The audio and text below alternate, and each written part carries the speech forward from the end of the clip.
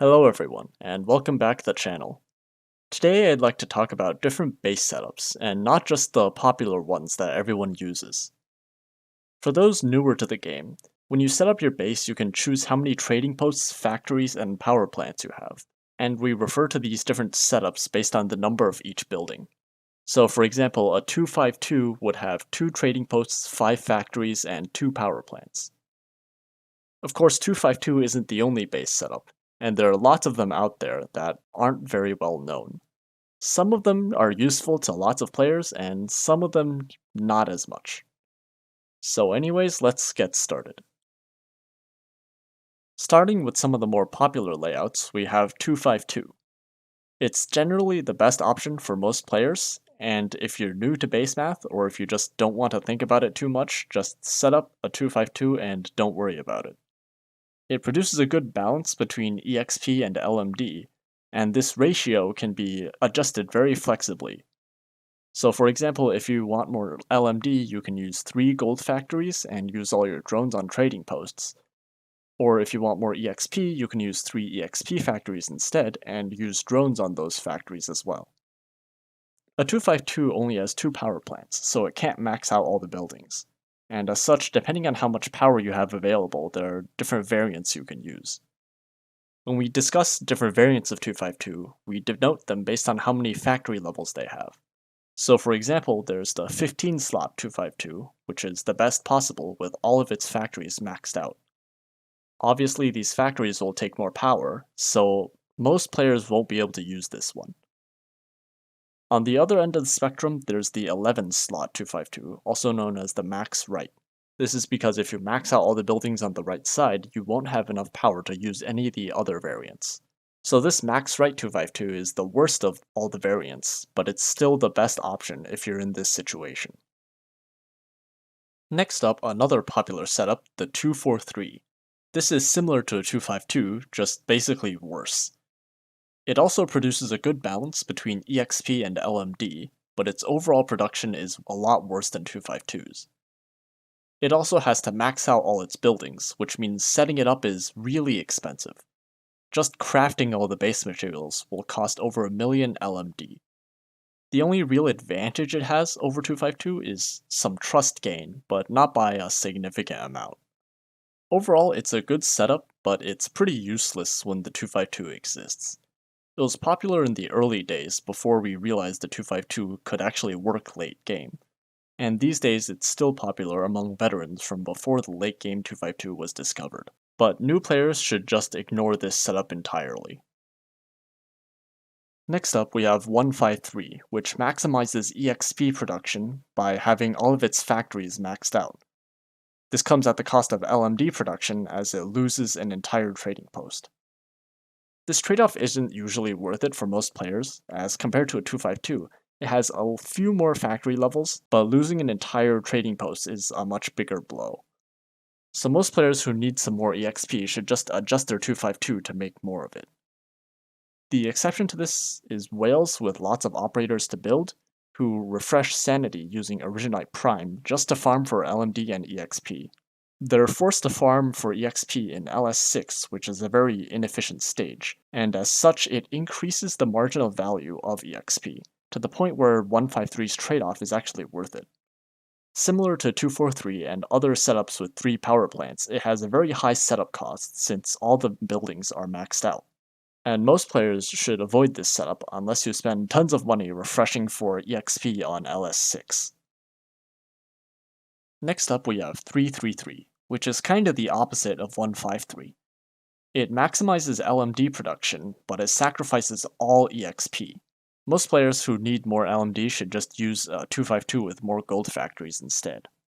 Unlike 153 though, this one is actually useless. All of your EXP will come from LS6 farming, which is inefficient, and every other base setup will let you farm this stage less. It also locks you out of EXP factory skills, including some of the best ones in the game, like Palace and Scene. And like 243 and 153, it has a very high setup cost since all the buildings are maxed out. So yeah, just avoid this one even if you are a whale. Next up is 342, which is like 333 but useful, although not as a long-term base. It's typically used by swapping between it and 252. Both of these are 2 power plant setups, so it's relatively cheap to swap between them, and the production is actually good. There are 2 main ways to use a 342. The first is to just use it for more LMD. You swap back and forth between 252 and 342, and you get more LMD but less EXP compared to just a 252 by itself. This can be useful as high levels for operators cost more LMD per EXP spent, and modules are also a pretty big LMD sink. But this strategy is a bit less common now that we have Proviso, as 252 can already get high LMD, with her broken base skill. The second use for 342 is to produce Orundum in the base. In the future I might make an in-depth video on how to farm Orundum, but for now here are the basics. You use a 252 and farm rocks when there's no event ongoing. To convert those rocks to Orundum, you switch to a 342 and use 1 trading post and 1 factory on Orundum. So you let your rock stockpile slowly convert over to Orundum, and eventually you switch back to 252 when the rocks are gone. With this strategy you get around 3 extra pulls per week, which is actually pretty good. If you have a monthly card, this increases slightly to almost 4 pulls a week. And you don't have to sacrifice all of your operator progress, despite what people online usually say. So overall, 342 is useful in certain special situations, so only use it if you know what you're doing. Next up, we have a pretty weird one, 351. Its only real advantage is that it's extremely cheap to set up for a new player. It costs around half as much as a 252, which is only a quarter as much as a 243. As such, it's very efficient for the early game, and having 3 trading posts gives more LMD than usual, so it's good for building your base up to a 252 later on. Overall, its EXP and LMD production is slightly worse than 252, but better than 243. But you'll notice that it only has 1 power plant, so the buildings have to be low levels. You only get 3 dorms, each at level 1, all trading posts are at level 1, and all factories are at level 2. Setting up a 351 is also very complicated, and it involves upgrading a factory to level 3 and immediately downgrading it, so you can unlock the yellow EXP recipe while having your factories at level 2. The alt-read patch also complicates this further, as these level 2 factories don't keep the recipes unlocked, so you can't really craft any dual chips with them, which will hurt your progress later on. Overall, I don't recommend new players use this setup, as setting it up is just way too complicated, and they probably want to focus on clearing stages and stuff. Last for today, we have a pair of setups that are almost completely useless, 522 and 513. The only goal here is to maximize trading post capacity, not production. The daily base report in your control center counts everything produced each day, but for trading posts it only counts when the orders are collected, not when they're produced. And as such, the numbers can seem inconsistent due to different collection times between each day.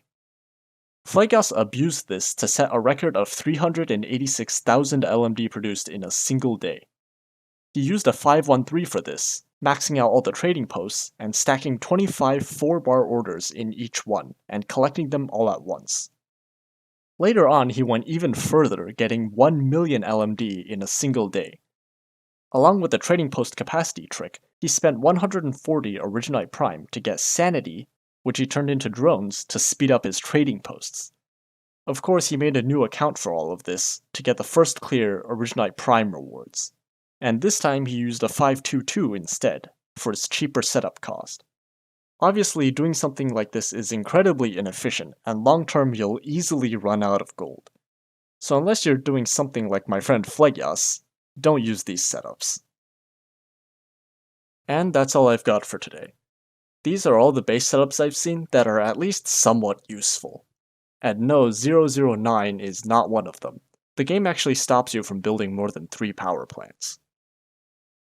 Anyways, thanks for watching, and thanks for 4,000 subscribers.